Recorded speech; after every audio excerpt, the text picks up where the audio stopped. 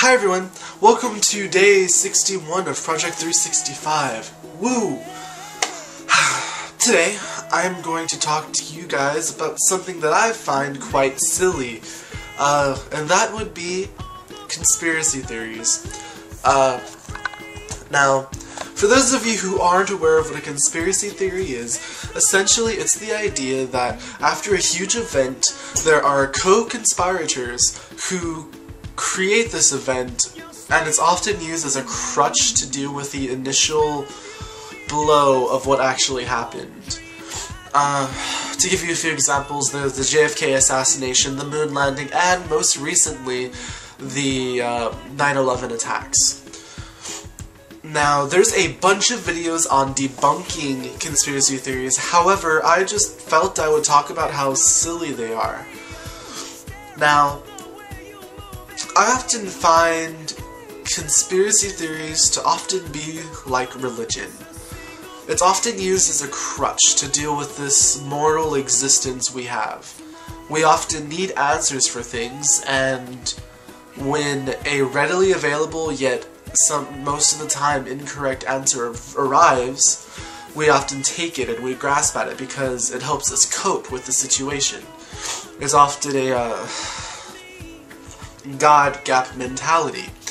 The God gap mentality is something that was coined in science back a while ago, where God would essentially fill in the gaps that science couldn't fill in until later on science advanced enough to be able to fill it in, and then God was replaced by the mechanism that was designed, well, not designed, but discovered by science.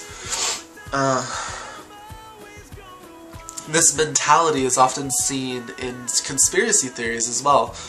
It may not be a god, but instead they replace the unforeseen event. They replace the actual cause with some sort of theory. For those of you who might not get it, a lot of the 9/11 truthers, as they're called, believe that 9/11 was an inside job and that it was a government cover-up. Well, not cover-up, but a government attack to help get us into war with Iraq. Now, when I was younger and more naive, I fell for this. I saw a movie called Loose Change that fed propaganda after copious amounts of propaganda, and I fell victim to this, and for my last year in middle school, I was often reading into things and stuff like that. However, now that I'm older and I look at my younger self, I realize how silly it was. The fact that I can even say that the fact that 3,000 people died, that it was a government attempt to enter war. I know the government would do some really stupid things, but I doubt they would do something like that. As evil and corrupt as the Bush administration was, I honestly cannot believe that they would do such a thing. Now, I think it makes more sense that there actually was Al-Qaeda. Well, technically it isn't Al-Qaeda because Al-Qaeda, Bin Laden at the time didn't really have as much influence as he did, well, as we suspected, and he wasn't really able to call it the attacks. However, these were extremists under the Islamic religion, and therefore we automatically blamed him and used him as a scapegoat, which I personally don't think is fair.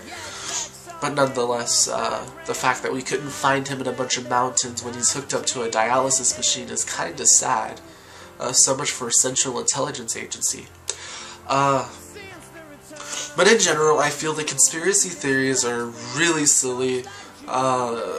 Much like religion, it's just used as a crutch to cope with the reality of things. Others are like me, and they prefer knowing the truth and using the truth to develop and establish concrete ideas.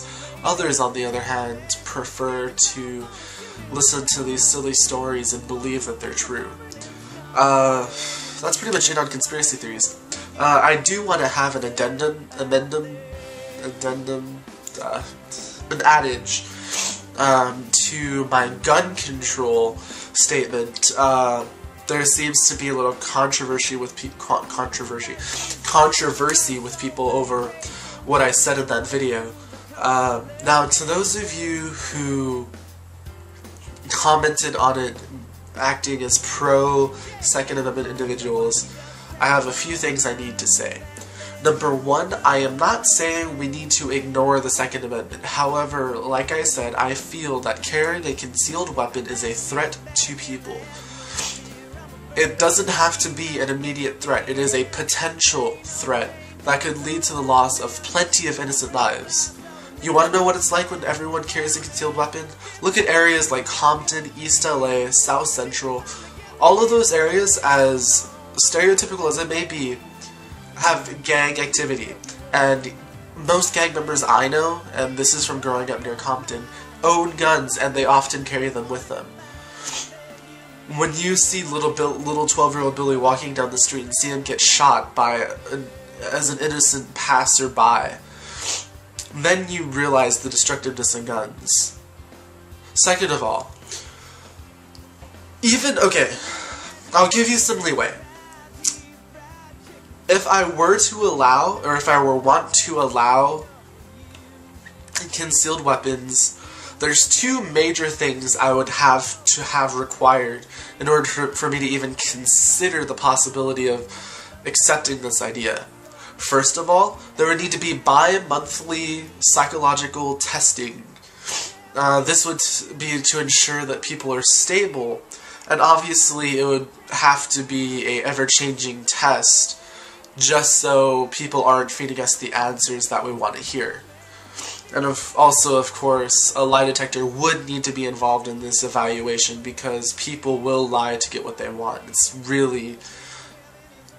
It's a despicable human trait of a human being, however it is ever present. The second thing I would require is a monthly test of marksmanship. This is to ensure that people are able to keep their target. I will not even consider the idea feasible if the possibility of passerby dying because of a stray bullet is even within the realm of possibility. I know there will be misfires, however, if we can limit that as much as possible, then it would be okay. Thirdly, do not attempt ad hominem attacks against me because honestly, that makes you look much more like an idiot than you possibly are. That being said, what do you gain from carrying a concealed weapon? What could you possibly gain? If you're living in an area where you're constantly being shot at and you need a gun with you to protect yourself, you should perhaps look into relocating, because obviously that isn't a safe environment to live in, and I don't know why you would possibly try and stay there. Of course, there are the obvious sentimental reasons and money issues, however, you can always take a loan. And honestly, sentimentality, that's gone when you lose your life. I obviously would hope that when you would choose your life over sentimentality. And lastly, I don't care what you have to say about the idea that concealed weapons are part of the Second Amendment. The Second Amendment only expressly talks about militia and the ability for people to carry weapons, or for people to own weapons. Whether or not they should be able to carry them is completely different and should have its own amendment. The words that are expressly written in the Constitution only refer to a state's militia and to the right to bear arms, the right to own a gun. So please do not try and say that it is talking about concealed weapons, because that is ridiculous. And I think this should be lastly, but please, if you want to carry a concealed weapon, fight for it all you want. But do not try and say or belittle my opinion because you feel that you are so much higher than me.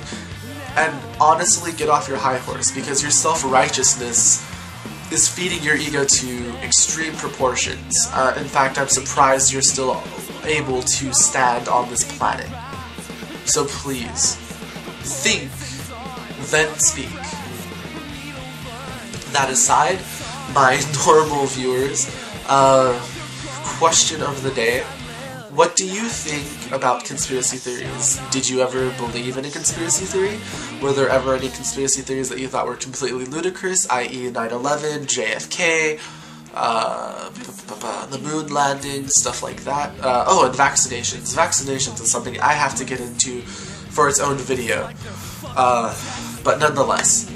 So leave your comments below. And I will see you guys next time. Have a great day.